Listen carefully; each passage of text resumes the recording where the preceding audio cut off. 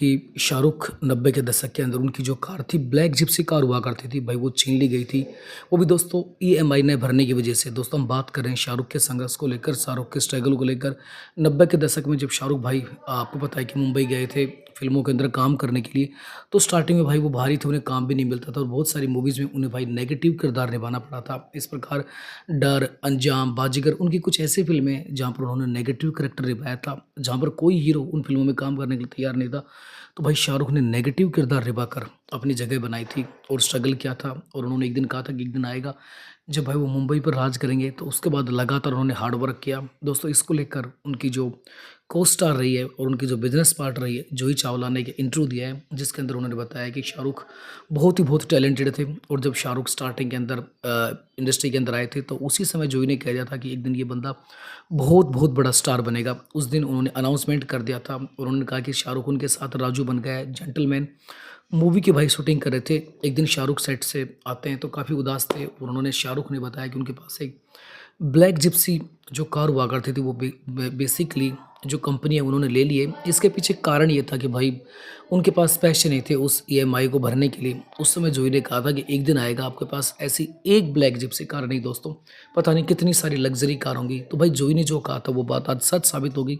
आज उनके पास अनाप शनाप, दोस्तों मैं कहता हूँ कि प्रॉपर्टी है, उन्होंने अपनी मेहनत से बनाई है, अपनी हार्ड वर्किंग से बनाई है। आज दोस्तों बॉलीवुड का सबसे बड़ा स्टार, सबसे अमीर स्टार, सबसे रिचेस्ट स्टार शाहरुख है, जिनकी सालाना जो नेट वर्थ है भाई 6000 करोड़ है। जो इन्हें ये भी कहा है कि शाहरुख जब उनके पास घर भी नहीं था, बेसिकली गाड़ी भी नहीं था, उस समय भी भाई एक साथ वो 3 फिल्मों की शूटिंग करते थे।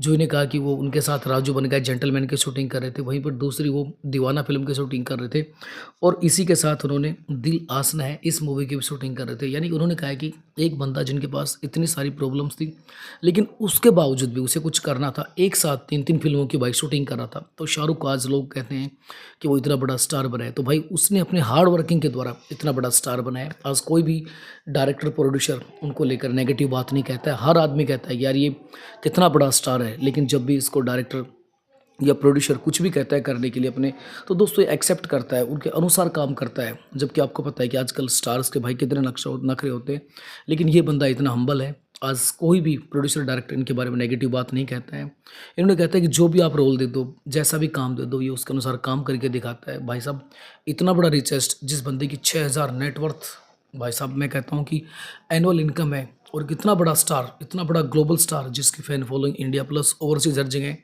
और जिन्हें दोस्तों आए दिन कुछ ना अवार्ड्स मिलते रहते हैं, सम्मानित मिलते रहते हैं। और दोस्तों जो रुतबा मुझे लगता है कि शाहरुख खान ने हासिल किया है दोस्तों, वो मुझे लगता नहीं कि आने वाले समय के अंदर इतना बड़ा स्टार भाई इंडस्ट्री के अंदर हो पाएगा। इसीलिए वजह से इन्हें the last superstar of Bollywood कहा जाता है। बिल्कुल सही कहा जाता है।